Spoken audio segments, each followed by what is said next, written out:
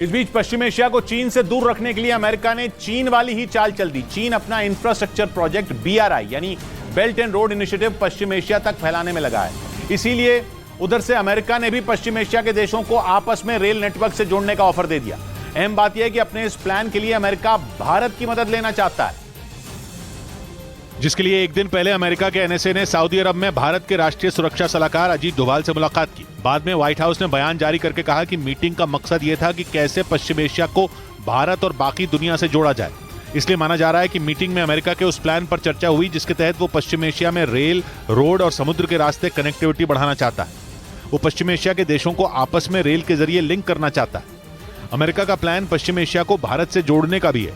इसके लिए वो शिपिंग लेनों को जरिया बनाना चाहता है। और अमेरिका की न्यूज वेबसाइट एक्सियोस ने भी बताया कि अमेरिका इस प्रोजेक्ट को किसी भी कीमत पर पूरा करना चाहता है। यानी अमेरिका ने चीन के साथ उसका ही दांव खेल दिया, क्योंकि चीन भी अपने BRI प्रोजेक्ट के जरिए दूसरे देशों में इंफ्रास्ट्रक्चर खड़ा करने में लगा है और पश्चिम एशिया BRI का अहम हिस्सा है। लेकिन BRI की आड़ में चीन पश्चिम एशिया में अपनी पैठ बनाता जा रहा है और पश्चिम एशिया दुनिया के नक्शे का वो हिस्सा है जिसको अमेरिका और चीन दोनों अपने हाथ से नहीं जाने देना चाहते, क्योंकि पश्चिम एशिया की लोकेशन बहुत अहम है।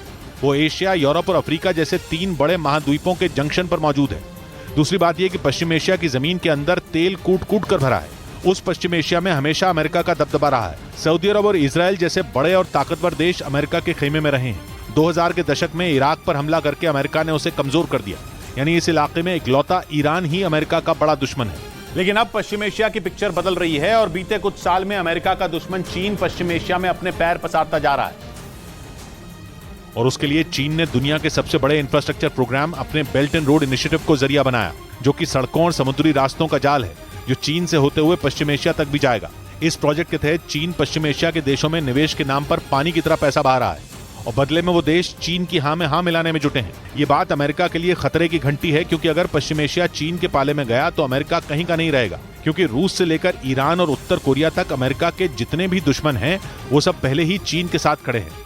चीन इन सब का दोस्त है और ऐसे में अगर पश्चिम एशिया भी अमेरिका के हाथ से निकल गया तो अमेरिका के साथी इतने कम बचेंगे कि उनकी गिनती उंगलियों में ही पूरी होगी। और तो और बीते कुछ वक्त से चीन पश्चिम एशिया में मौजूद अमेरिका के दोस्तों पर अपनी नजर गड़ाए बैठा है। इनमें सबसे ऊपर है सऊदी अरब। चीन सऊदी अरब के साथ व्यापार भी करता है, उससे तेल भी खरीदता है और उसे हथियार भी बेचता है।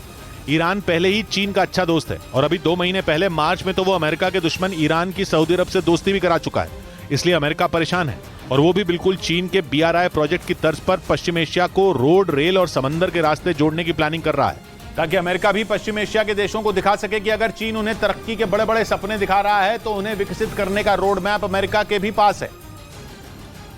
लेकिन चीन बस पश्चिम एशिया पर ही नहीं रुका है। वो हाल ही तक अमेरिका के साथी रहे अफगानिस्तान को भी अपनी प्लान में शामिल करने की फिराक में है। इसके लिए 2 दिन पहले चीन के विदेश मंत्री ने इस्लामाबाद में पाकिस्तान के विदेश मंत्री से मुलाकात की और ऐलान कर दिया कि CPEC यानी चाइना पाकिस्तान इकोनॉमिक कॉरिडोर को अफगानिस्तान तक बढ़ाया जाए।